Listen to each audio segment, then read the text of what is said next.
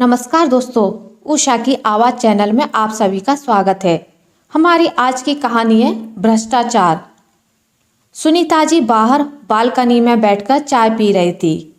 निशा भी चाय लेकर साथ में बैठ गई। मम्मी जी, कल मेरे स्कूल की कुछ सहेलियां आ रही हैं। उनके साथ मूवी और फिर लंच का प्लान है। आपके लिए सुबह के खाने में क्या बनाऊं? कढ़ी चावल लेंगी? आपको पसंद है ना? सुनीता जी बोली, तुम परेशान मत हो, मैं अपने लिए हल्का फुल्का कुछ भी बना लूंगी। निशा सुनीता जी के इकलौते बेटे की पत्नी और उनकी बहू है।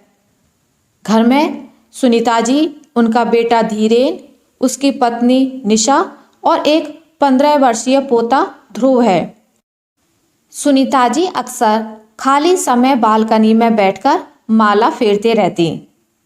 सरल स्वभाव की सुनीता जी अपने पति की मृत्यु के बाद अपने इकलौते बेटे के पास मुंबई में रहने आ गईं। घर में किसी भी प्रकार की समस्या नहीं है। बहू निशा नौकरी पेशा होने के बावजूद एक अच्छी गृहिणी की तरह घर की देखभाल भी बखूबी करती है। निशा और सुनीता जी के बीच का सामंजस्य बहुत अच्छा बन गया था। सुनीता जी भी आज के ज़माने के हिसाब से ढल गई थी। निशा के साथ रसोई में मदद करवाती, छोटे छोटे घर के सारे काम कर देती, जिससे निशा को काम में थोड़ी सहूलियत मिल जाती थी। निशा को रविवार के दिन थोड़ा देर तक सोना पसंद था। करीब 8 बजे तक वह सोकर उठती थी। 6 दिन तो मशीन की तरह ऑफिस और घर दोनों देखती थी। इसलिए सुनीता जी भी अपनी खुशी से 8 बजे चाय बनाकर निशा को बिस्तर पर दे देती थी। निशा झिझकती थी और कहती कि मम्मी जी, आप मत करिए, आप मुझे इतना समझती हैं, यही मेरे लिए काफ़ी है। हमारे सर पर आपका हाथ रहे और क्या चाहिए हमें। सुनीता जी कहती, मुझे पता है तुझे सुबह की चाय बिस्तर पर आराम से आलस करते हुए पीना पसंद है। कई बार तेरे चेहरे की खुशी देखी है मैंने। कल अगर मैं ना रहूं तो मेरी बहू को रविवार के दिन 8 बजे मेरी याद जरूर आएगी, वह भी दिल से। मम्मी जी खबरदार, अगर आगे से कभी ऐसा कहा तो हम सब साथ रहेंगे, ऐसे ही हमेशा। धीरेन भी अपनी माँ और पत्नी की तरह ही सुलझा इंसान था। माँ और पत्नी के बीच उसका संतुलन इतना सटीक था कि कभी पत्नी को नहीं लगा कि मैं तो बाहर की हूँ, तुम तो माँ के ही बेटे हो। ना ही माँ को ऐसा लगा कि तुम सिर्फ पत्नी के हो गए। अपने घर की शांति और खुशियाँ देखते हुए धीरेन कहता, मेरी माँ मेरा स्वाभिमान है तो मेरी पत्नी मेरा गुरूर। मेरी माँ मेरी आत्मा है तो मेरी पत्नी मेरा दिल। आप दोनों से ही यह घर घर है।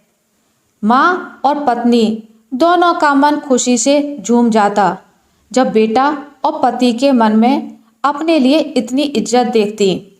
घर में समस्या थी तो ध्रुव में हाल में आए बदलाव से। ध्रुव 15 साल का लड़का जो मानसिक और शारीरिक बदलाव से गुजर रहा है। उसकी दोस्ती कुछ ऐसे लड़कों से हो गई है कि उसके शालीन व्यवहार में थोड़ी बदतमीजी झलकने लगी थी। पढ़ाई में अव्वल रहने वाला ध्रुव का मन पढ़ाई से भटक गया था।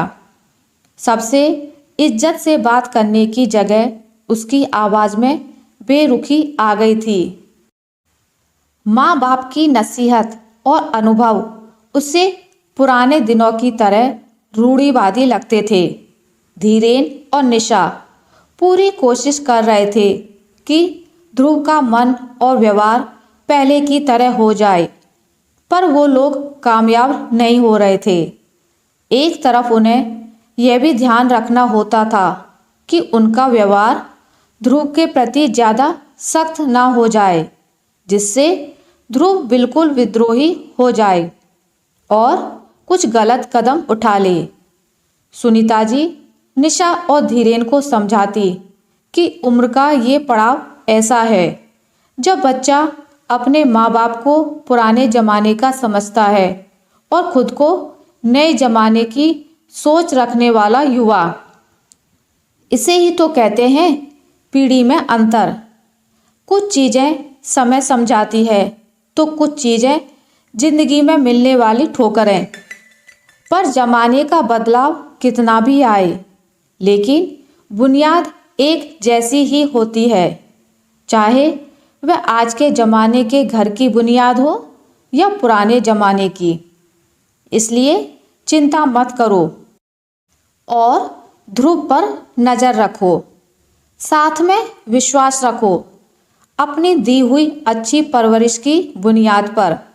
धीरेन और निशा सुनीता जी के अनुभव पर भरोसा करते हैं। आखिर उन्होंने भी तो यह सब अपने समय में संभाला होगा।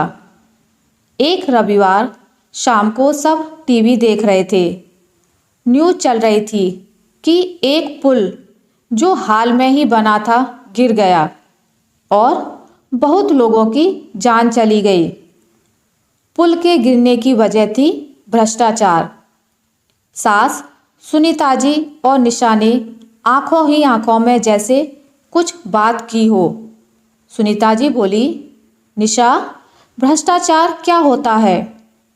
निशा बोली, माँ अगर कोई पैसा और जिम्मेदारी लेकर काम पूरा ना करे तो उसे भ्रष्टाचार कहेंगे, पर जब हम किसी को पैसे देकर काम करवाते हैं तो वह भ्रष्टाचार नहीं कहलाएगा ना?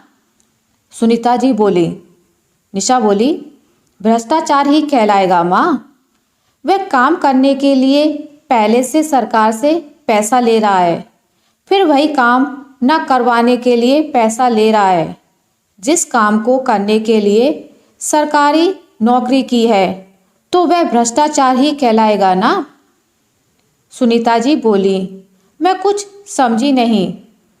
तब ध्रुव बोला, दादी आपकी भाषा में मैं समझाता हूँ।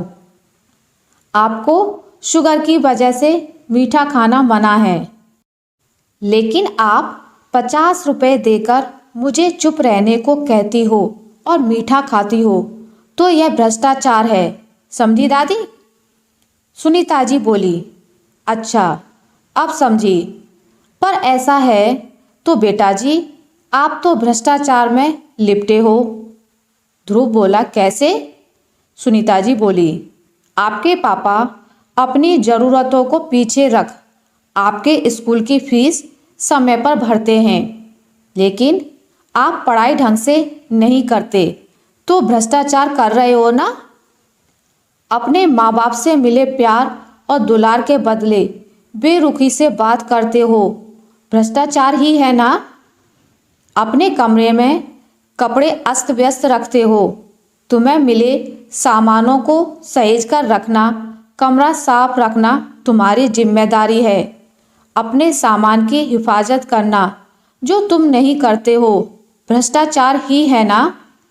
अच्छा, पढ़ाई कर काबिल इंसान बनना और बुढ़ापे में अपने माँ बाप की देखभाल करना तुम्हारी जिम्मेदारी है। अगर ऐसा ना करो तो यह भ्रष्टाचार ही करोगे। अपने कर्तव्यों से विमुख होना भी एक तरह से भ्रष्टाचार है ध्रुव बेटा। मैं आपकी बातों को समझ गया दादी। मैं कोशिश करूँगा कि मेरी वजह से आपके चेहरे की हंसी ना जाए। मैं भ्रष्टाचार नहीं करूँगा, पक्का दादी, कहकर ध्रुव सुनीता जी के गले लग गया। निशा की आंखों में आंसू आ गए और वह भी सुनीता जी को गले लग गई। आशा करती हूँ आपको मेरी आज की कहानी अच्छी लगी होगी। अगर आपको मेरी ये कहानी अच्छी लगी है तो इसे लाइक करें, ज़्यादा से ज़्यादा शेयर करें, और अगर आप मेरे चैनल पर नए हैं तो इसे सब्सक्राइब करना ना भूलें। मिलते हैं एक नई कहानी के साथ, तब तक के लिए नमस्कार।